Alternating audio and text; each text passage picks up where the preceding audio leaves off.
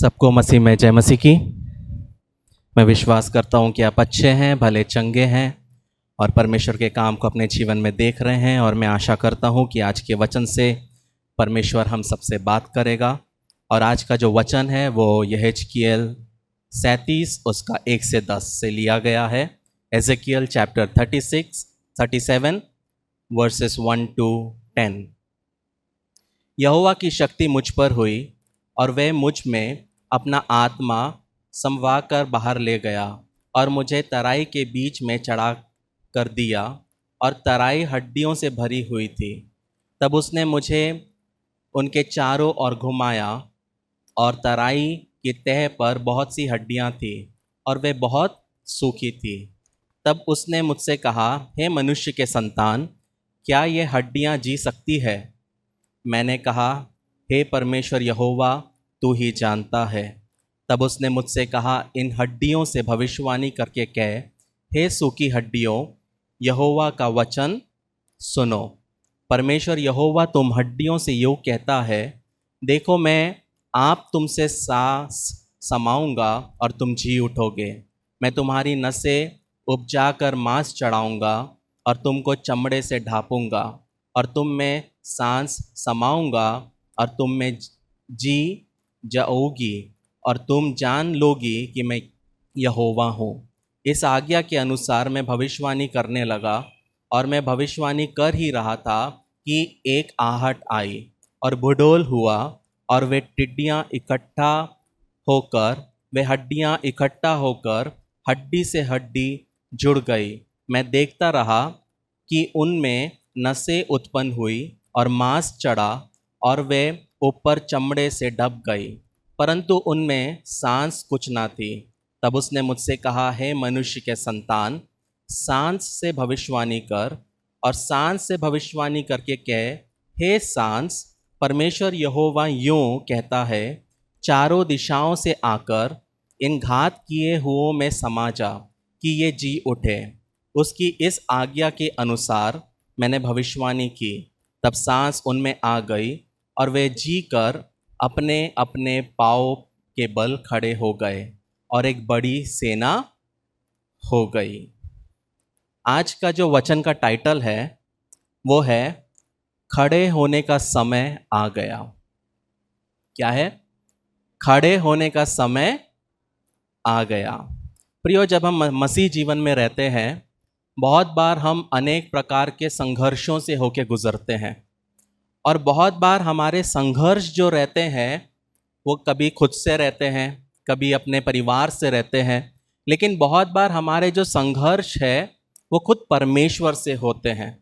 और संघर्ष होने के वजह से हम समझ नहीं पाते कि हम उस संघर्षों में से कैसे निकलें। बहुत बार हम परमेश्वर को बोलते हैं कि परमेश्वर हमेशा दूसरा मौका देता है, लेकिन जब मैं अपनी ज़िंदगी में देखता हूँ तो मैं वो कभी सोचता ही नहीं हूँ कि परमेश्वर दूसरा मौका देता है, क्योंकि दूसरा मौका तो कब का ख़त्म हो चुका है। आज अगर यदि मैं जीवित हूँ तो ये उसका दूसरा मौका नहीं है, ये तो उसका अनुग्रह है कि हम आज जीवितों के बीच में बैठे हैं और खड़े हैं। ये उसकी कृपा है कि हम जितनी बार भी गिन ले कि हमने कितना परमेश्वर को ठेस पहुंचाया, कितना परमेश्वर के विरुद्ध में चले, फिर भी परमेश्वर ने हमें क्या किया? परमेश्वर हमें सहता गया।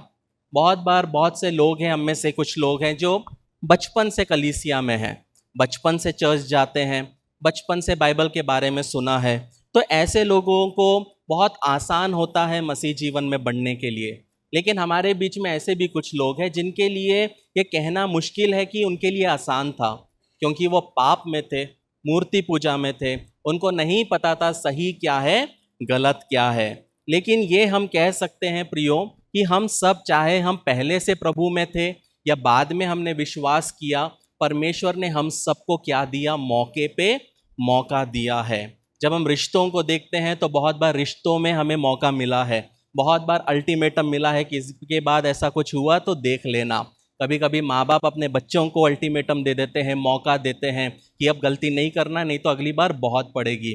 बच्चे माँ बाप को बोलते हैं ये तो आखिरी बार है, अब इसके बाद मैं नहीं करूँगी, नहीं करूँगा, लेकिन कुछ घंटों बाद बच्चे वही करते हैं। कभी कभी हम परमेश्वर के साथ भी ऐसे ही करते हैं।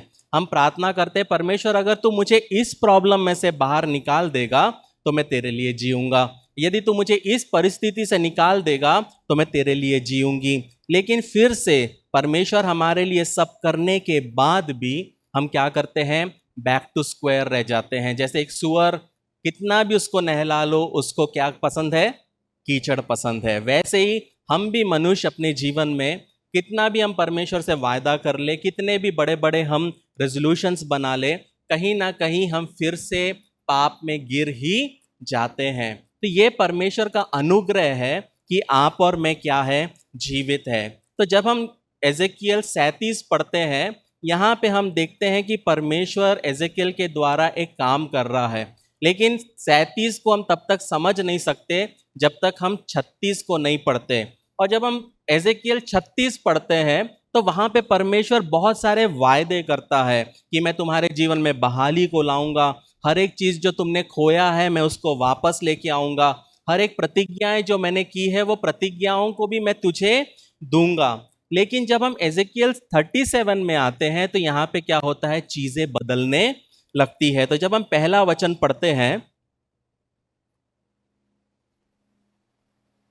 वहां लिखा है यहोवा की शक्ति मुझ पर हुई। जब हम इंग्लिश पढ़ते हैं वहां पे लिखा है the hand of the Lord came upon मी। मतलब कि हिंदी में उसको शक्ति करके बोला गया है, सामर्थ बोला गया है, लेकिन वहीं अनेक ट्रांसलेशंस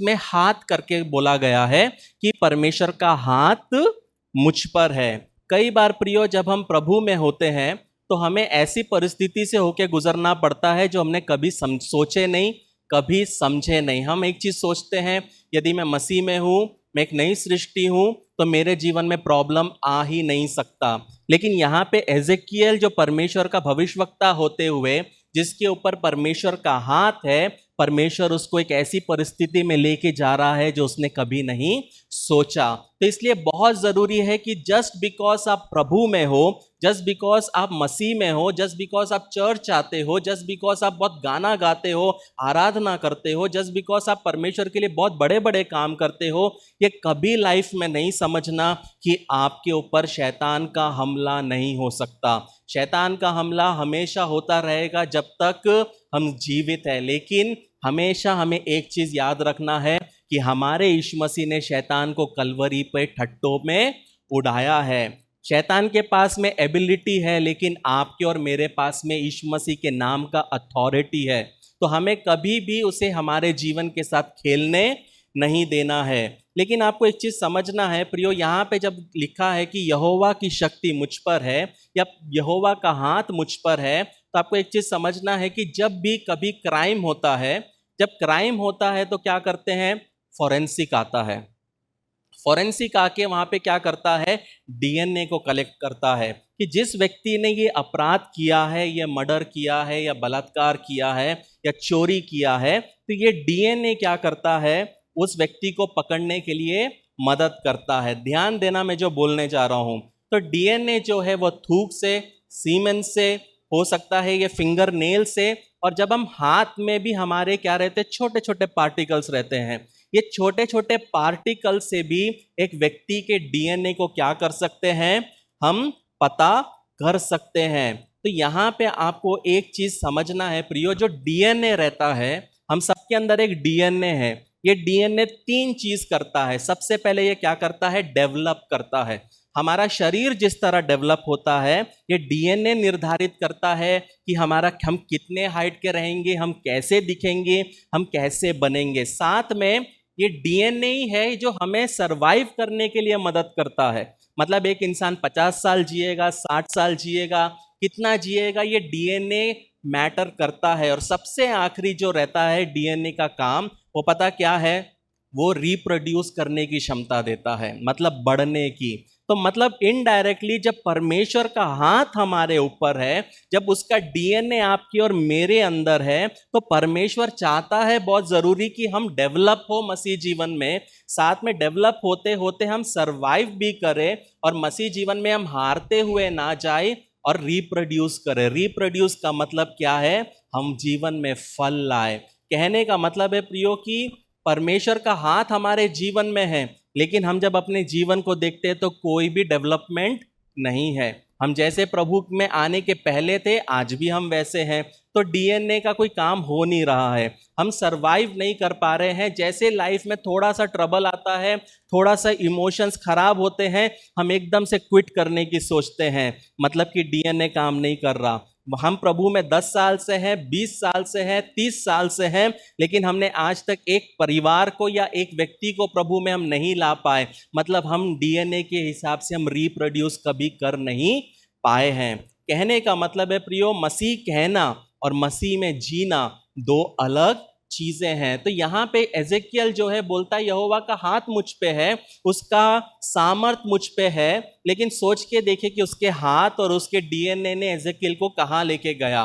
वहां लिखा है, और वह मुझे अपना आत्मा समवा कर बाहर ले गया और मुझे तराई के बीच में खड़ा कर दिया। तो यहाँ पे देखना है कि एजेकियल के ऊपर परमेश्वर का हाथ है, परमेश्वर का डीएनए है, लेकिन परमेश्वर का आत्मा भी है। लेकिन ये आत्मा एजेकियल को कहाँ लेके जाता है? एक तराई में लेके जाता है।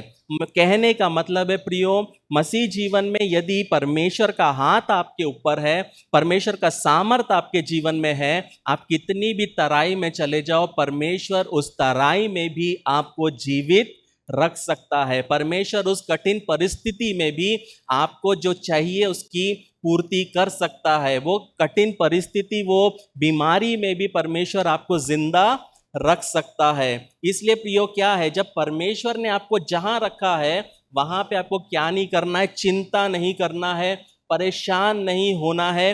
कोई घाटी का हमें डर नहीं होना चाहिए, कोई पहाड़ का हमें डर नहीं होना चाहिए, कोई आग का हमें डर नहीं होना चाहिए। पता है क्यों प्रियो?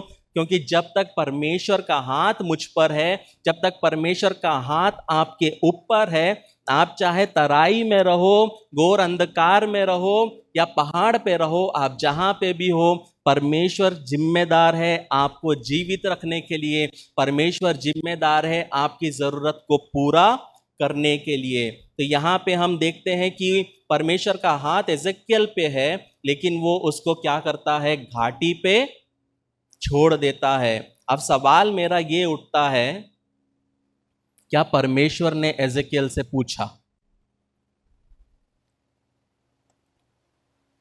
सवाल मेरा ये उठता है, क्या परमेश्वर ने एजेकियल से पूछा कि मैं तुझे तराई में देखना चाहता हूं? क्या परमेश्वर ने एजेकियल से पूछा कि मैं तेरे को तराई में भेजना चाहता हूं? कहने का मतलब है प्रियो, मैं उन परमेश्वर के दासों से, उन लोगों से कहना चाहता हूं कि जब वो कठिनाई में परमेश्वर के बिना बताए गए, तो उन्होंने वो परिस्थिति में जो खड़े रहे, वो होता है मसीह जीवन। प्रियो, हम अपने आप को अभिषिक्त कह सकते हैं, हम अपने आप को अनॉइंटेड बोल सकते हैं, लेकिन जब हमसे बिना पूछे परमेश्वर हमको तराई में छोड़ता है, जब गहराई में छोड़ देता है, भवंडर के बीच में छोड़ देता है, तब हम किस तरह रिएक्ट करते हैं, ये बहुत जरूरी है। अगर परमेश्वर एजेकियल को पहले ही बोलता कि मैं तुझे तराई में भेजने वाला हूं, तो क्या एजेकियल हाँ बोलता? अगर परमेश्वर आपको बोलता कि जो प्रॉब्लम्स आपके लाइफ में आज है, ये प्रॉब्लम्स तुम्हारे लाइफ में आने वाले हैं, तो क्या आप प्रभु को अपनाते?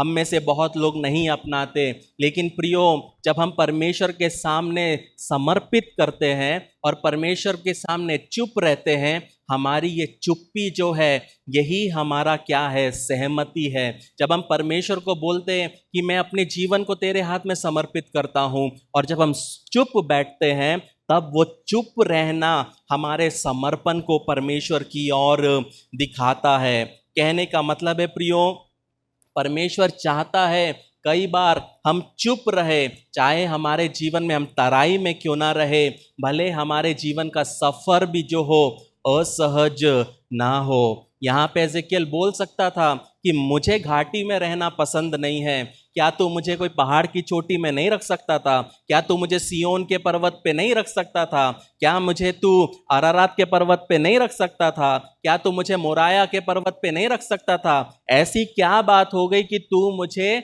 घाटी में ही रखना चाहता है? कहने का मतलब है प्रियो, ये परमेश्वर के हाथ में है कि परमेश्वर आपको घाटी में रखता है या फिर वो आपको एक पहाड़ पर रखता है। एक पिता अपने बेटे को रोड क्रॉस करना सिखा रहा था। तो जब बेटे को उसने रोड क्रॉस करना सिखा रहा था तो बेटे को बोला कि जब भी रोड क्रॉस करते हैं तो अपने लेफ्ट में और राइट में बहुत ज़रूरी है देखना। लेकिन बेटा एकदम से उत्साहित हो जाता है और एकदम से क्या करता है, उछल कर रोड में जाने लगता है। एकदम से उसका पिता उसका हाथ पकड़ता है और उसको वापस छीन लेता है। और वो बेटा एकदम से अपने पिता को देखकर उसकी आंखों में आंसू आ जाता है और बेटा पिता को बोलता है, पापा आपने मुझे बहुत जोर से पकड़ा हुआ है। वो पिता अपने बेटे के तरफ झुककर उसको बोलता है, बेटा मैं नहीं चाहता कि तुझे चोट लगे, लेकिन मैं तेरी जान बचा रहा हूँ। भले ही मैंने तुझे बहुत मजबूती से पकड़ा है, लेकिन ये मजबूती से पकड़ने का एक कारण है क्योंकि तेज में गाड़ी आ रही है। यदि मैं तुझे छोड़ दूंगा तो ये गाड़ी क्या करेगी, तुझे खत्म कर देगी। तो मैं क्या कर रहा हूं, मैंने भले ही तुझे जोर से पकड़ा है, लेकिन मैं क्या कर रहा हूं, मैं तेरी सुरक्षा कर रहा हूं। प्रियो, इसी तरह परमेश्वर भी हमारे जीवन में काम करता है। बहुत बार हम परिस्थितियों में क्या होते हैं, निराश हो जाते हैं, परेशान हो जाते हैं और हमारे जीवन में एक दबाव को महसूस करते हैं। लेकिन परमेश्वर हमें ऐसे परिस्थिति में, ऐसे असहज परिस्थिति में पकड़ता है कि हमें दर्द होता है कि परमेश्वर ने मुझे इतना असहज क्यों रखा है। हम शिकायत किसी से कर नहीं पाते, लेकिन याद रखना प्रियो कि परमेश्वर अननोइंगली आपकी सुरक्षा कर रहा है। ये पिता अपने बेटे को बोलता है, बेटा आज तू समझ नहीं पा रहा है, लेकिन अगर मैं तुझे समय के पहले रोड क्रॉस करने दे दिया तो तू एक गाड़ी के चपेट में आ जाएगा और यदि तू मर गया तो ये तेरी गलती नहीं है, ये मेरी गलती है, क्योंकि मैंने तेरे आंसू के बारे में ज़्यादा परवाह की, ना कि तेरी जिंदगी के बारे में। कहने का मतलब है प्रियो, बहुत बार हमारे जीवन में हमको ऐसे डिसीशंस लेने पड़ते हैं, एज पेरेंट्स हो, एज पास्टर हो, जिसमें हम कभी भी हम लोगों के आंसुओं को ओवरलुक करते हुए हमें सुरक्षा, लोगों की जिंदगी के बारे में सोचना पड़ता है। उसी तरीके से परमेश्वर भी कई बार हमें जब तराई में से लेके जाता है, हम रोते हैं कि तूने मेरे साथ ऐसा क्यों किया, तू क्यों मेरे साथ ही खेलता है, क्या पूरी दुनिया में मैं ही अकेला हूँ जिसके साथ तुझे खेलने मिला है, क्या मेरी फीलिंग्स नहीं है, क्या दूसरे लोगों की फीलिंग्स है, तू मेरे ही लाइफ में मेरे साथ खेलने के लिए इतना उत्साहित क्यों रहता है। लेकिन प्रियो, जब परमेश्वर आपको पकड़ा हुआ है तो ये बात समझना जरूरी है कि भले वो दर्द दे रहा है, आप समझ नहीं पाओगे, लेकिन वो आपकी सुरक्षा के लिए क्या कर रहा है, आपको पकड़ा हुआ है, आपको थामा हुआ है। ये चीज़ समझना बहुत ज़रूरी है। जब हम वचन पढ़ते हैं, वहाँ लिखा है, मुझे तराई के बीच में खड़ा कर दिया और वह तराई हड्डियों से भरी हुई थी। जब हम दूसरा वचन पढ़ते हैं, वहाँ पे लिखा है, तब उसने मुझसे उनके चारों ओर घुमाया और तराई के तह पर बहुत सी हड्डियां थी और वे बहुत सूखी थी। यहाँ पे प्रियो, पहले वचन में तो सिर्फ उसको, एजेकियल को तराई में लेके गया और तराई में लेके जाने के बाद हड्डियों के बीचों बीच में बैठा दिया, वो खड़ा था। लेकिन दूसरे पद में हम देखते हैं कि परमेश्वर उसको बोलता है, अब यहाँ पे तेरे को क्या करना है, आगे पीछे चलना है। यहाँ पे चारों ओर, वो हड्डियों के चारों ओर वो हड्डियां पड़ी है, वो हड्डियों के चारों ओर परमेश्वर एजेकियल को चलने बोलता है। यहाँ पे आप सोच सकते हैं, बहुत बार हमारे जीवन में भी ऐसी होती है कि परमेश्वर हमें कठिन परिस्थिति में डाल देता है और फिर हम कठिन परिस्थिति में घूमते रहते हैं। लेकिन आपको एक चीज़ समझना है प्रियो, कि परमेश्वर जब एजेकियल को हड्डियों के बीच में चला रहा है तो इनडायरेक्टली परमेश्वर एजेकियल को एक चीज समझा रहा है, चाहे तू तराई में क्यों ना हो, चाहे तू हड्डियों के बीच में भी क्यों ना हो, उस हड्डियों की परिस्थिति के बीच में भी तुझे चलने के काबिल बनाने वाला परमेश्वर कौन है, मैं हूं और मैं जीवित हूं, मैं सक्षम हूं। लेकिन यहाँ पे आपको समझना है प्रियो कि आपके जीवन में सूखी भूमि हो सकती है, आपके जीवन में सूखे जगह हो सकते हैं, लेकिन प्रियो परमेश्वर ये देखना चाहता है कि परिस्थिति बदले या ना बदले, फिर भी क्या आप वहां बने रहते हैं। और वो जगह पे परमेश्वर क्या करता है, अपना कार्य करता है। कहने का मतलब है जिस व्यक्ति के ऊपर परमेश्वर का हाथ है प्रियो, वो परमेश्वर को किसी प्रमाण की जरूरत नहीं है कि वो कर सकता है कि नहीं कर सकता है। कहने का मतलब है कि परमेश्वर आपके हर एक परिस्थिति में, हर एक वीरान जंगल के बीच में भी रास्ता निकालने के लिए सक्षम है। लेकिन प्रियो आपको ये समझना है कि अगर परमेश्वर का हाथ आपके ऊपर है तो कोई भी परिस्थिति में आप फूल और फल सकते हैं। परमेश्वर का हाथ यदि आपके ऊपर है तो कोई भी जगह पे आप बढ़ोतरी कर सकते हैं। लेकिन परमेश्वर का हाथ अगर आपके ऊपर नहीं है, कितनी भी अच्छी जगह में आप चले जाओ, वहां पे आप फल नहीं ला पाओगे। इससे कोई फर्क नहीं पड़ता परमेश्वर ने आपको कहाँ रखा है। पता है प्रियो, चाहे आप घाटियों में हो या सूखी हड्डियों के बीच में हो, याद रखना है प्रियो कि यहाँ पे लिखा है पहले तो वो सिर्फ हड्डियों के बीच में था, लेकिन लास्ट पार्ट में वचन बोलता है वहां पे वो बहुत सूखी थी। जरा सोच के देखिए, परमेश्वर एजेकियल को हड्डियों के बीच में छोड़ता है। एजेकियल को कैसे समझा कि हड्डी सूखी है? मतलब एजेकियल ने महसूस किया होगा कि इसमें खुरदुरा नहीं है, इसमें नमी नहीं है, और वो देखते से समझ गया कि ये हड्डी जो है ये सूखी है, ये बच नहीं सकती। मतलब कि वो परिस्थिति जिसमें एजेकियल खड़ा था, वहां पे वो हड्डी कोई काम के नहीं थे। लेकिन उस बेकार दिखने वाली परिस्थिति में, उस असंभव लगने वाले परिस्थिति में परमेश्वर क्या करता है, एजेकियल को लेके जा सकता है। बहुत बार आपने सोचा होगा परमेश्वर ने ऐसे लोगों के बीच में मुझे क्यों रखा है जो बदलने वाले लायक ही नहीं है। का आपने बहुत बार पर ऐसा सोचा होगा परमेश्वर ने मुझे ऐसे माहौल में क्यों रखा है जहां मुझे कोई उम्मीद ही नहीं दिखती। आपने बहुत बार सोचा होगा परमेश्वर ने मुझे ऐसे जगह क्यों रखा है जहां पे हर एक चीज नामुमकिन नजर आती है। लोग बदलेंगे नहीं, परिस्थिति बदल नहीं रही है, मैं खुद बढ़ोतरी नहीं कर पा रहा हूं। लेकिन आपको समझना है कि परमेश्वर ने ऐसा क्यों किया। प्रियो, एक वजह से किया। जब हम तीसरे वचन में आते हैं, वहां लिखा है तब परमेश्वर ने एजेकियल से पूछा, हे मनुष्य के संतान, क्या ये हड्डी जी सकती है? मैंने कहा, हे परमेश्वर यहोवा, तू ही जानता है। यहाँ पे प्रियो मेरा एक सवाल है, यदि परमेश्वर को यही सवाल करना था तो परमेश्वर को इतना कुछ दिखाने की क्या आवश्यकता थी? परमेश्वर सीधा सीधा बोल सकता था कि ये हड्डियां जो है ये जी उठेगी, ये हड्डियां जो है ये सेना बन जाएगी। ये हम बाइबल पढ़ते हैं तो हमको पता है अभी क्या होने वाला है। लेकिन एजेकियल जो था वहां पे, उसको कुछ नहीं पता। उसके लिए तो ये फर्स्ट टाइम है, उसको नहीं पता अभी आगे क्या होने वाला है। वो हड्डियों के बीच में खड़ा है और परमेश्वर उससे पूछता है, हे मनुष्य के संतान, क्या ये हड्डियां जी सकती है? यहाँ पे परमेश्वर उससे पूछता है कि क्या ये हड्डियां जी सकती है? और एजेकियल बहुत सिंपल सा आंसर देता है और बहुत आसान आंसर देता है, परमेश्वर तू ही जानता है। कहने का मतलब है यहाँ पे एजेकियल एक्चुअली समझ नहीं पाया परमेश्वर का सवाल क्या है। परमेश्वर का सवाल ये था, प्रियो, क्या ये हड्डियां जी सकती है तेरे द्वारा? बहुत बार हमारे जीवन में परिस्थिति जब खराब होती है प्रियो, तब परमेश्वर के सामने हम ये सोचते हैं कि ये परिस्थिति क्यों नहीं बदल रही, ये परिस्थिति क्यों नहीं बदल रही। पता है क्यों? वो परिस्थिति को बदलने के लिए आपकी भी आवश्यकता है। मतलब जब परमेश्वर एजेकियल से पूछता है कि क्या ये हड्डियां जी सकती है, वो सवाल ये था, एजेकियल क्या ये हड्डी तेरे द्वारा जी सकती है क्या? प्रियो, कई बार परिस्थिति बदलने के लिए एक इंसान की आवश्यकता रहती है। जब मनुष्य का पाप की बात आई तो परमेश्वर ने अपने पुत्र को भेजा, और पुत्र के अलावा कोई भी वो काम नहीं कर सकता था। परमेश्वर का जीवित पुत्र क्या किया? परमेश्वर के जीवित पुत्र ने अकेले आपके लिए काम किया।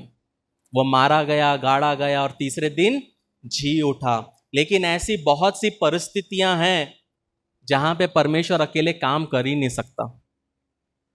जैसे कि आज जब हमें सुसमाचार सुनाना है, उसका राज्य की बढ़ोतरी करना है, तो परमेश्वर पूरी तरह हम पर निर्भर है।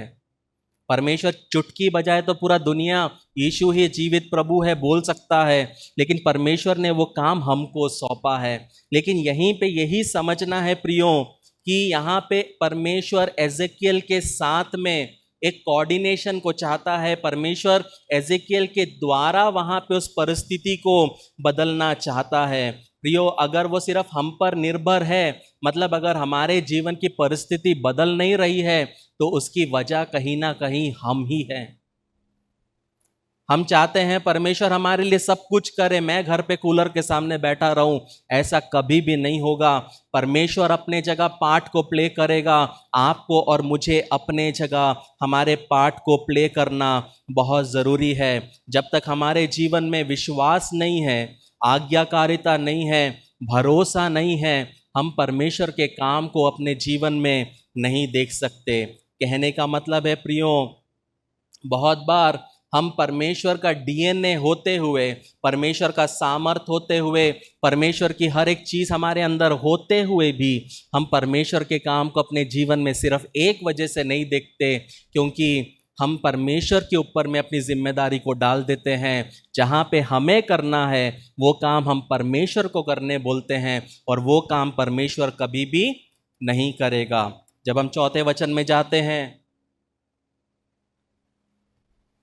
वहाँ लिखा है, तब उसने मुझसे कहा, इन हड्डियों से भविष्यवाणी करके कह, ये सूखी हड्डी यहोवा का वचन सुन। लेकिन मेरी समस्या ये है प्रियो, एजेकियल सोचा होगा कि परमेश्वर खुद क्यों नहीं बोल सकता। अगर परमेश्वर मुझे सूखी हड्डियों के बीच में डाला है, तो परमेश्वर खुद क्यों नहीं बोल सकता। लेकिन परमेश्वर एजेकियल को बोलता है कि तू इस सूखी हड्डियों के ऊपर बोल, तू इस परिस्थिति को बोल। जब तू इस निर्जीव हड्डियों के घाटी में है तो तुझे बोलना है। कहने का मतलब है प्रियो, यहाँ पे आपको एक चीज समझना है कि ये वचन से जब हम पहले से 9वें वचन तक जाते हैं, कभी भी एजेकियल को नहीं पता था कि यहाँ पे एक सेना है। यहाँ पे क्या है? एक सेना है। अब जब मैं बताने जा रहा हूं, ध्यान से सुनना, बहुत इंटरेस्टिंग रहेगा और बहुत आपको सीखने मिलेगा। लेकिन यहाँ पे आपको समझना है कि पहले तो परमेश्वर एजेकियल को क्या करता है? सूखी हड्डियों के बीच में खड़ा करता है, फिर उसमें चलने के लिए बोलता है। चलने के बाद अब हड्डियों के ऊपर बोलने की बात आ जाती है। लेकिन प्रियो, परमेश्वर ने उससे ये नहीं कहा कि ये हड्डियां सेना में तब्दील होगी। सिर्फ एजेकियल को यही पता था कि यहाँ पे हड्डियां हैं। ज़्यादा से ज़्यादा 10 होंगे, 50 होंगे, या 100 होंगे, या 1000 होंगे। प्रॉब्लम क्या है प्रियो? हम बहुत बार नतीजों की चिंता करते हैं, इसलिए हम जीवन में आगे नहीं बढ़ पाते हैं। नतीजे अपने सही समय पे हमारे जीवन में आएंगे। मैं सेवकाई करना शुरू किया 19 साल की उम्र में। मैंने अपने नतीजों को देखा 32 साल की उम्र में। कहने का मतलब है प्रियो, जो नतीजों को देख के जीवन में आगे बढ़ते हैं वो कभी ज़िंदगी में आगे बढ़ नहीं सकते। लेकिन जो नतीजों को ना देखते हुए मेहनत करते हैं विश्वास के साथ, परमेश्वर सही समय पे वो नतीजों को उनके जीवन में लेके आता है। हर एक चीज़ को आप समझ नहीं पाओगे, हर एक चीज़ को आप कर नहीं पाओगे, लेकिन एक चीज़ समझना है प्रियो, परमेश्वर के पास क्षमता है। यहाँ पे प्रियो, परमेश्वर निर्माता है और परमेश्वर सब चीज़ कर सकता है। लेकिन जब हम 10वें वचन में आते हैं प्रियो, उसके एंडिंग में एक चीज़ लिखा है। 10वें वचन के एंडिंग में लिखा है, और एक बहुत बड़ी सेना हो गई। मैं इस पार्ट में आऊँगा, फिर हम वापस जाएंगे। वो बहुत बड़ी सेना हो गई। मुझे सवाल ये आया कि एक सेना बोलने के लिए कितना होना चाहिए? ऑब्वियसली 100 लोग सेना नहीं है, ऑब्वियसली 300 लोग सेना नहीं है, ऑब्वियसली 900 लोग सेना नहीं है। तो जब मैंने थोड़ा रिसर्च किया तो मिलिट्री स्टैंडर्ड के हिसाब से, सैनिक स्टैंडर्ड के हिसाब से एक सेना बोले तो कम से कम 24,300 पुरुष। यदि 24,300 पुरुष हैं तो हम उसको एक सेना बोलते हैं। अब आपको थोड़ा समझना है, यहाँ पे हम मैथ्स में आएंगे। 24,300 पुरुष है, एक व्यक्ति के अंदर 206 हड्डियां हैं। 206 हड्डियों को 24,300 से आप मल्टीप्लाई करोगे तो आपको पता है कितने हड्डियां हैं वहां पे। 50,05,000 हड्डियों के बीच में एजेकियल खड़ा था। कितना? 5 मिलियन बोन्स। 50 लाख हड्डियां वहां पे थी। कहने का मतलब है प्रियो, शुरुआत में एजेकियल को क्या लगा? कुछ सूखी हड्डियां हैं। बहुत बार हम भी हमारे जीवन में यही गलती करते हैं। परमेश्वर कभी आपको नतीजा नहीं दिखाएगा, लेकिन हम कुछ हड्डियां देखकर ही हम क्या सोचते हैं, अरे यहाँ पे तो मुझे महीने का 2,000 ही मिला, मुझे तो यहाँ पे सिर्फ मैंने एक आत्मा ही जीता, मैंने तो यहाँ पे कुछ ज़्यादा कुछ कर नहीं किया पाया 5 साल में। लेकिन प्रियो, आप नतीजे के लिए रुके ही नहीं। यहाँ पे एजेकियल रुका, यहाँ पे वो सिर्फ खड़ा रहा, उसके सामने हड्डियां थी। बाइबल बहुत लोगों ने पढ़ा, कितने लोगों ने ये सोचा कि यहाँ पे अगर इतनी हड्डी थी तो कितनी हड्डी थी।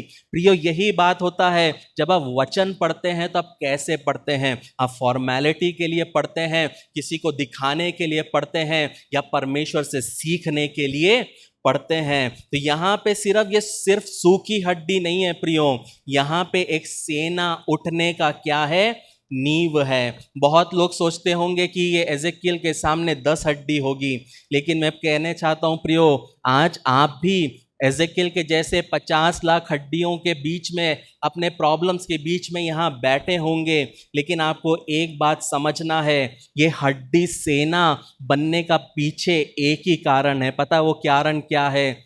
एजेकियल को सिर्फ वही बोलना था जो परमेश्वर ने उसको बोला। एजेकियल ने अपने मुंह का कुछ नहीं बोला, एजेकियल ने अपने दिमाग का कुछ नहीं बोला, एजेकियल ने अपने बाप दादाओं का कुछ नहीं बोला। एजेकियल को परमेश्वर ने बोला कि तुझे ये बोलना है। एजेकियल ने वही बोला जो परमेश्वर बोला, तो वहां पे वो सूखी हड्डियां क्या हो गई? सेना में तब्दील हो गई।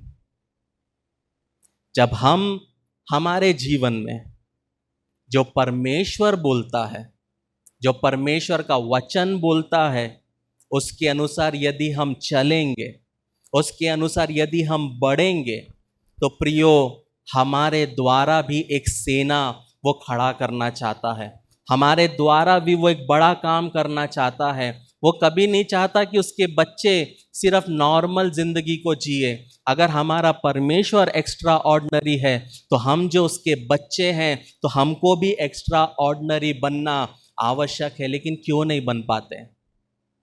क्यों नहीं बन पाते? क्योंकि हम हर मैटर को अपने हाथ में ले लेते हैं, हर चीज को अपने तरीके से करना चाहते हैं। परमेश्वर के वचन के अनुसार हम चलते नहीं, हम आज्ञाकारी नहीं होते, हम ओबीडियंटली नहीं चलते, और हम परमेश्वर के काम को देखने नहीं पाते। लेकिन प्रियो, जब हम वो वचन पढ़ते हैं, जब एजेकियल बोलता है, तब धीरे धीरे वहाँ पे आवाज़ होने लगती है। और बहुत बार जब आवाज़ होती है, हमको क्या लगता है? ये परमेश्वर के ओर से नहीं है। लेकिन आपको एक चीज़ समझना है प्रियो, जब आपके ज़िंदगी में आवाज़ होती है, जब आप वो करते हो जो परमेश्वर चाहता है, और जब आवाज़ होती है, तो पता है वो क्या है? परमेश्वर एक नए काम की शुरुआत कर रहा है। जब अचानक से परमेश्वर ने जो बोला आपने बोल दिया, परमेश्वर जो चाहता था आपने कर दिया, अचानक से लोग आपके खिलाफ खड़े हो गए, अचानक से लोग बचने लगे, अचानक से सोसाइटी के लोग खड़े हो गए, अचानक से फ्लैट के लोग खड़े हो गए, अचानक से आपके चर्च के लोगों में सिर्फ आपका बेटा ही बुरा है, सिर्फ आपकी बेटी ही बुरी है, तो समझ लेना कि आपके जीवन में परमेश्वर का काम क्या हो गया है? शुरू हो गया है। लेकिन समझने की बात यह है, जब एजेकियल ने पहली बार बोला, जब 3-4 वचन में, तब वहां पे क्या हुआ? सिर्फ मांस आया, वेन्स आए, मांस आया, उसके आगे कुछ भी नहीं आया। बहुत बार प्रियो हम सोचते हैं परमेश्वर इमीडिएटली पूरा काम क्यों नहीं करता, क्योंकि परमेश्वर के लिए आपका आंतरिक जीवन सही होना आवश्यक है, फिर बाहरी रूप इम्पॉर्टेंट है। परमेश्वर का काम करने का तरीका बहुत अलग है। हम चर्च में बहुत अच्छे अच्छे कपड़े पहन के आ जाते हैं, चेहरे पे बहुत अच्छी अच्छी खुशी और स्माइल को लेके आ जाते हैं। हमको लगता है किसी को कुछ नहीं पता, हमको लगता है कि कोई समझ नहीं पाएगा। हम अपनी बत्ती सी दिखा के सबको स्माइल देख के प्रेज द लॉर्ड भी बोल देते हैं। लेकिन प्रियो, परमेश्वर जानता है कि हमने ये 6 दिन क्या किया, परमेश्वर जानता है ये 7 दिन हमने क्या किया। लेकिन आपको एक चीज़ समझना है प्रियो, परमेश्वर का काम करने का तरीका अलग है। जब हम 9 और 10 वचन पढ़ते हैं,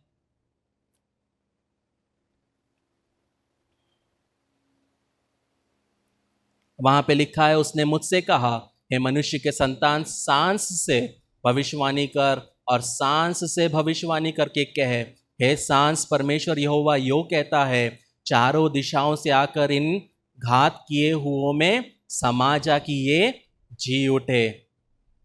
उसकी इस आज्ञा के अनुसार, किसके अनुसार?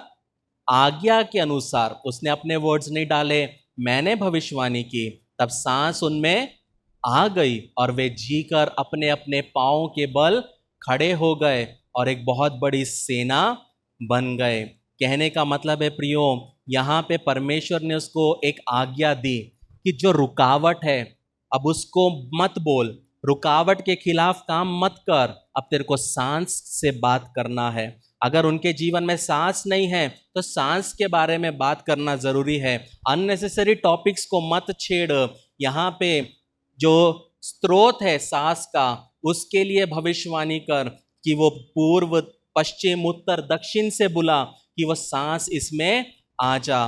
लेकिन यहाँ पे एक चीज समझना है कि परमेश्वर जो खुद सांस फूंक सकता है, एजकियल को सांस फूंकने क्यों बोल रहा है? आपको एक चीज समझना है कि हमने बहुत बार देखा होगा कि कोई मरता है या कोई मरने वाला है, अचानक से कोई आके माउथ टू माउथ उसको क्या देता है? श्वास देता है। वो क्यों देता है? कभी आपने समझा है सिर्फ सांस फूंकने से क्या हो रहा है शरीर में? क्या आपने कभी सोचा है जब एक व्यक्ति कोलैप्स होता है, जब उसकी दुर्घटना होती है, तो उसका लंग्स जो है काम करना बंद कर देता है। अब वो लंग्स को अगर फिर से काम करना है तो उसको सांस की आवश्यकता है। तो जब वो व्यक्ति का मुंह से सांस को फूंकते हैं तो लंग्स तक वो सांस क्या होता है? जाना चाहिए, क्योंकि लंग्स सिकुड़ जाते हैं। और इस प्रोसेस में बहुत बार पता क्या होता है? बहुत बार पसलियां टूट जाती है, क्योंकि जब वो सांस के लिए उसको सांस फूंकते हैं तो पसली टूटती है। आज परमेश्वर एक चीज कहना चाहता है, तुम चाहते हो तुम्हारे जीवन में बहाल आए तो तुमको टूटना जरूरी है। कहीं ना कहीं टूटना पड़ेगा, कहीं ना कहीं तुम टूट पाओगे यदि तुम उसके जीवन को अपने जीवन में कार्य करते हुए देखना चाहते हो। सवाल एक ही है प्रियो, क्या आप सिर्फ बने रहना चाहते हो या प्रभु में जीना चाहते हो? दोनों में क्या है? फर्क है। अगर आप सिर्फ जीना चाहते, बने रहना चाहते, जैसे हैं वैसे ही रहना चाहते, 100 साल से जैसे तुम्हारे बाप दादा थे वैसे ही रहना चाहते, तो जो है वो चलते रहने दो। लेकिन यदि आप प्रभु के अबंडेंट लाइफ में, बहुतायत के जीवन में आपको चलना है, तो आपको एक चीज समझना जरूरी है, टूटना जरूरी है। जब तक आप टूटोगे नहीं, परमेश्वर आपको बना नहीं सकता। तो 10वें में हमने लिखा है, हम पढ़ते हैं कि उसकी आज्ञा के अनुसार एजेकियल क्या करता है? एजेकियल भविष्यवाणी करता है और अचानक से वो क्या हो जाते हैं? खड़े हो जाते हैं। लेकिन एक चीज समझना है प्रियो, परमेश्वर ने एजेकियल को सिर्फ सांस आने के लिए बोला, हड्डियों को खड़े होने नहीं बोला। एजेकियल ने कहीं पे भी ये नहीं बोला कि चलो खड़े हो जाओ। समझने की बात यह है प्रियो, जब इन हड्डियों में श्वास आया, जब ये शरीर बने, ये हड्डियों ने खुद ही सोच लिया बहुत हो गया, यहां पे लेटे लेटे अब समय है खड़े होने का। आज का टाइटल क्या है प्रियो? खड़े होने का समय है। प्रियो, अभी तक आपने सोचा होगा ये मैसेज एजेकियल के ऊपर है, ये मैसेज एजेकियल के ऊपर नहीं है प्रियो, ये मैसेज हड्डियों के ऊपर है। हम यहाँ बैठे हुए सब लोग एजेकियल बनना चाहते हैं, हम बैठे हुए यहाँ सब लोग यशाया बनना चाहते हैं, यीशु मसीह बनना चाहते हैं। लेकिन आज ये बात हड्डियों की है प्रियो। ये हड्डी वहां खड़े हो गए। पता है हम हड्डी क्यों नहीं बनना चाहते? क्योंकि ये हड्डी में क्या है ना, दर्द है, ये हड्डी में पीड़ा है। 60 साल 70 साल 80 साल का दर्द लेके ये हड्डी बुढ़ा हुआ है। लेकिन ये हड्डी जो मरे हैं, जब परमेश्वर का श्वास उनमें आया तो ये हड्डी क्या हुए? ये हड्डी खड़े हो गए। पता है, हो सकता है आप अपनी जिंदगी में खड़े नहीं हुए, जो काम परमेश्वर के आपके द्वारा करना था आप कभी कर नहीं पाए। कुछ कंपनीज हो सकती है जो आपको खोलना था, आप खोल नहीं पाए। कुछ अच्छे मल्टीनेशनल जॉब्स हो सकते थे, आपको मिल सकता था, आपने किया नहीं। कुछ किताबें आपको लिखनी थी, लेकिन आपने कभी लिखा नहीं। कुछ गीत आपको लिखने थे, वो गीत आपने नहीं लिखे। कुछ कदम इंपॉर्टेंट आपको जिंदगी में उठाना था, आपने नहीं उठाया, क्योंकि आप यही सोचते रहे कि मैं हड्डी नहीं, मैं एजेकियल बनना चाहता हूं। अपनी जिंदगी में कदम उठाना, अपनी जिंदगी में खड़े होना, स्टैंड लेना, ये बहुत जरूरी है। ये हड्डियों ने बोला बस, अब मुझे जो चाहिए था मुझे मिल गया, परमेश्वर का श्वास मुझे मिल गया, मुझे मेरे हड्डियों में जान मुझे मिल गया, अब मेरे को मैं खड़ा होने का समय आ रहा है। प्रियो, समस्या ये नहीं है कि हम कितने देर तक गिरे हैं, समस्या ये है कि हम उठना नहीं चाहते। समस्या ये है कि हमें उठना आता है लेकिन हम उठना नहीं चाहते। पता है क्यों? हम इतना लंबा सह चुके हैं कि अब वो जगह हमारे लिए कंफर्टेबल हो चुकी है।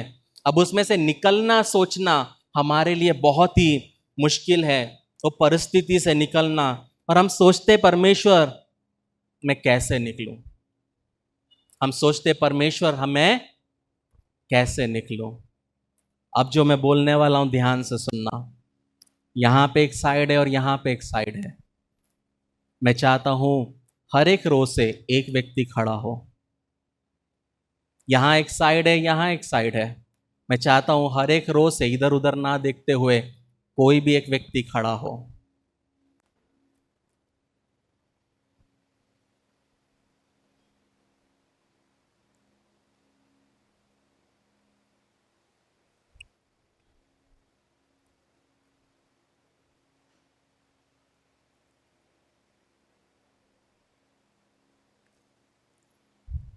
अब आपको समझना है जो मैं बताने जा रहा हूं।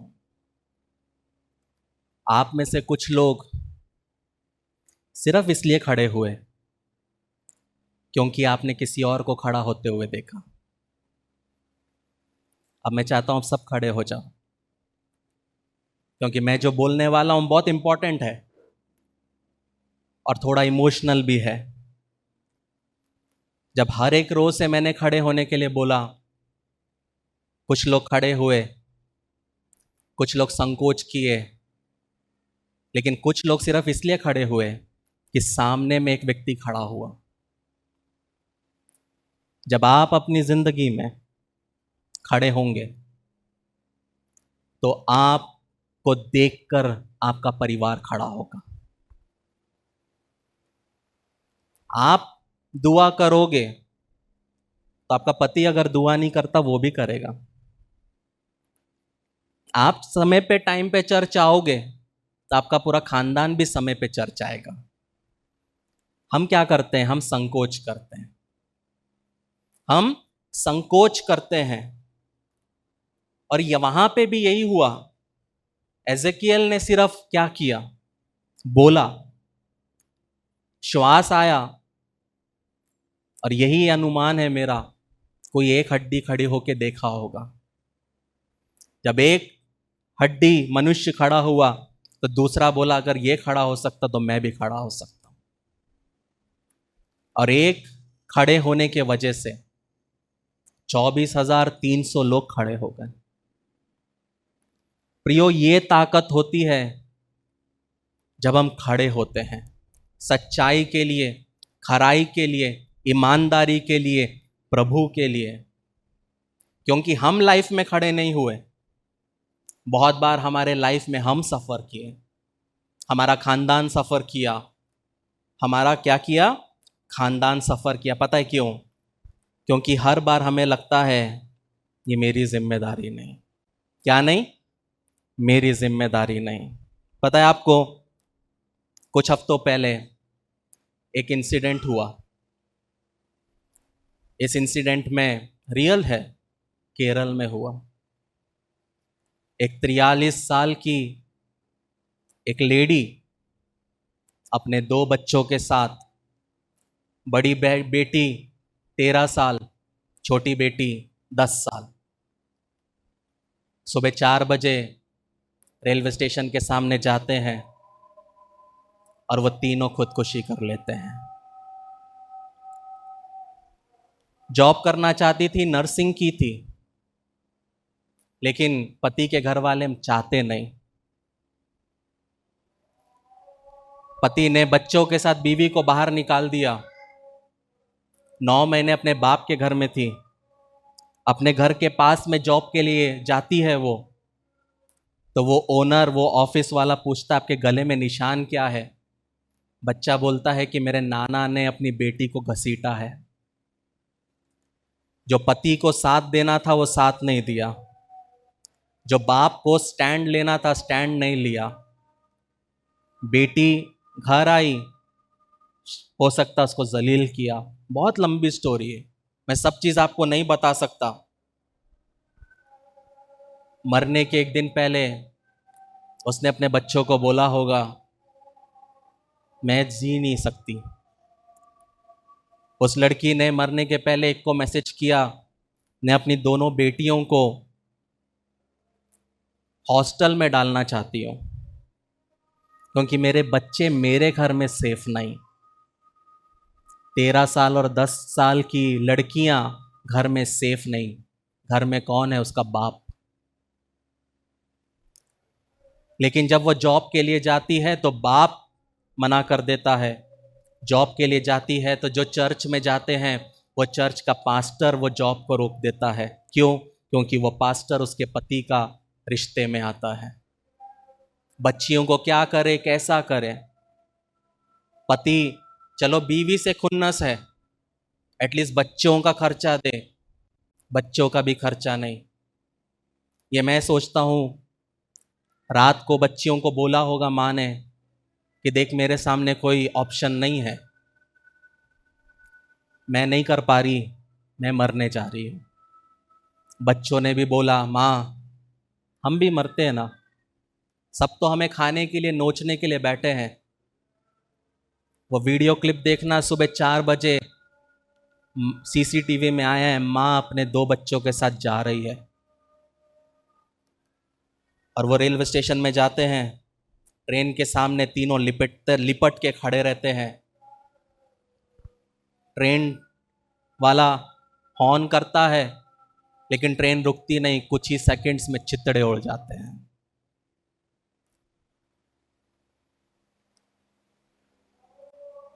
स्टैंड। आज सोशल मीडिया में इसकी बहुत बड़ी चर्चा हो रही है। क्यों हो रहा? क्यों हो रहा? आज लोग बहुत बात कर रहे, क्यों हो रहा, क्यों हो रहा? जब उसके घर में उसको पीटा जाता था, जब उसके घर में उसको पीटा जाता था, नेबर्स उसके पिता को बोलते थे जाओ अपनी बेटी को लेके जाओ। बाप बोलता था उसकी शादी हो गई, उसका लुकआउट।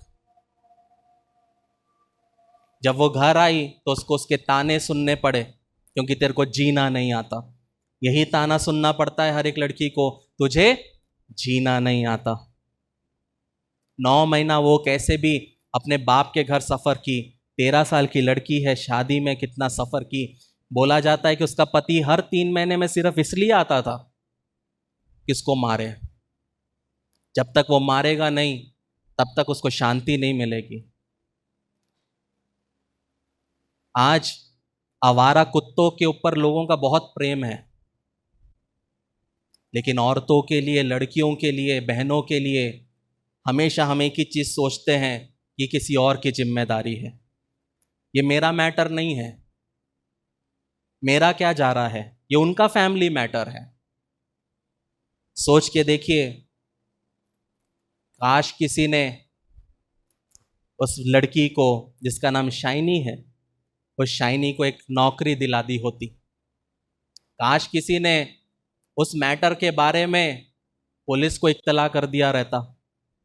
काश किसी ने उसको और उसके परिवार को ट्रेन के सामने जाने के बजाय ट्रेन पर चढ़ा दिया रहता कि जा तू निकल, ये ले मेरे 50,000 ले, 1 लाख ले, 2 लाख, तू निकल अपनी बच्चियों के साथ।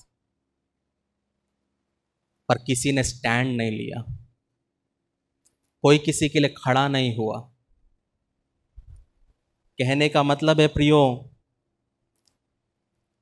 हम प्रभु के लोग हैं, हम जगत की ज्योति हैं। जिंदगी में खड़ा होना बहुत आवश्यक है।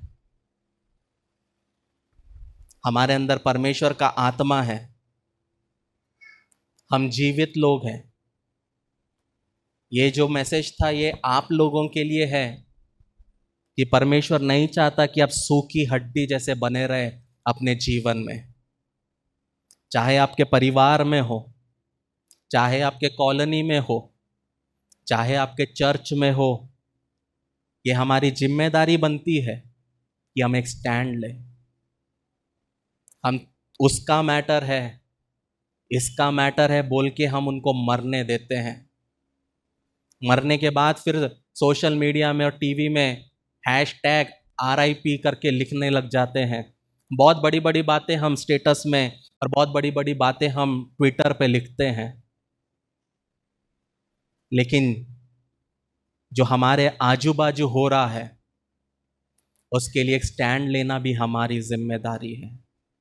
ये मैंने इसलिए कहा कि यहाँ पे बहुत से नौजवान हैं, सबके कुछ के बच्चे हुए हैं, कुछ के नहीं हुए हैं, कुछ विवाह करेंगे, लेकिन ये चीज़ हमेशा याद रखना है, यदि परमेश्वर आपको एक बेटी के द्वारा आशीषित करता है, चाहे आपकी बेटी कभी भी वापस आए, उसके जीवन में कुछ भी हो जाए, कभी भी उसको ये नहीं बोलना कि तू बोझ है। कभी भी टूटे हुए को ये महसूस नहीं कराना है कि तू कितना गिरा हुआ है। पापी को बताने की जरूरत नहीं है वो कितना पाप में है। दुखी को बोलने की जरूरत नहीं है तो कितना दुखी है। हमें वो मरहम पट्टी बनना है प्रियो, वो मरहम पट्टी, मसाला और तेल लगाने वाला चर्च नहीं बनना है। यहाँ पे ये लाइन ऐसे ही नहीं लिखा है, becoming a church that cares well for the abused. ये लाइन यहाँ पे ऐसे ही नहीं लिखा है प्रियो, ये एक सेवा है आपके लिए, सबके लिए। ये मत सोचो वो प्रभु में है कि नहीं, ये मत सोचो वो अमीर है कि गरीब है। आपके जीवन में यदि ऐसा कोई व्यक्ति आपको दिखता है, कोई शेयर करता है, कोई आपको दिखता है कि इसमें कुछ फर्क है, बात करो, पूछो। इसका वेट मत करो कि कल कुछ हो जाए और बोले हाँ मुझे तो लगा ही था कुछ है गड़बड़। आप जो बोओगे वही काटोगे, आप जो बोओगे वही काटोगे। ये वचन बहुत सिंपल था। सूखी हड्डियों को खड़े होने का समय आ गया। जो रीढ़ की हड्डी तोड़ के बैठे हैं उनके लिए एक मैसेज है परमेश्वर का, खड़े हो जाओ। डरना नहीं है, प्रभु में डरने से कुछ नहीं होगा। खड़े होने का समय है। नो मीन्स नो, गलत मतलब गलत। ये चीज को समझना बहुत आवश्यक है प्रियो। प्रभु के बताए हुए रास्ते पे चलोगे तो वो कर पाओगे जो आपने कभी सोचा नहीं। क्योंकि जब मैं यहाँ देखता हूँ तो यहाँ पे सिर्फ एक HOD चर्च नहीं दिखता, अनेक सेवाएं दिखती है, अनेक दर्शन दिखते हैं मुझे, एक एक के ऊपर की बुलाहटें दिखती है, लेकिन वो बुलाहट तभी पूरी होगी, वो दर्शन तभी पूरा होगा जब हम खुद उस दर्शन के लिए कदम को आगे बढ़ाएंगे। और हर परिस्थिति में परमेश्वर जो बोलता है, जो करने को बोलता है, बिना मिलावट के वो हमको बोलना है। हालेलुया। परमेश्वर इन वचनों के द्वारा आशीषित करें। तो आप विवाह के लिए आगे कदम बढ़ाने को तैयार हैं। बधाई। इससे पहले कि आप अपनी शादी के दिन की तैयारी में जुट जाएं, योजना बनाएं और परेशान होने लगें, एक सबसे महत्वपूर्ण बात न भूलें, आपकी शादी। एक अध्ययन के अनुसार विवाह पूर्व परामर्श या वैवाहिक थेरेपी पूरा करने वाले जोड़ों में तलाक की संभावना 31% तक कम होती है और कोर्टशिप टू मैरिज इसमें आपकी मदद करता है। हमारे कोर्स और पाठों में विवाहित जीवन के संघर्षों, वास्तविकताओं और रोजमर्रा की दिनचर्या जैसे कई विषय सम्मिलित किए गए हैं। इस कार्यक्रम पर कई जोड़ों का भरोसा रहा है जो जिंदगी के इस नए स्तर पर जाने के लिए तैयार हैं। लेकिन इसके लिए सिर्फ हमारी बात को ही न माने, आप अपना पहला पाठ मुफ्त सीख सकते हैं। एक बार जब आप कोर्टशिप टू मैरिज के साथ रजिस्ट्रेशन करते हैं तो आप हमारी 30 दिन की मनी बैक गारंटी द्वारा भी सुरक्षित रहते हैं और आप तैयार हैं एक सुखी वैवाहिक जीवन के लिए। courtship2marriage.com पर आज ही अपना पहला लेसन शुरू करें।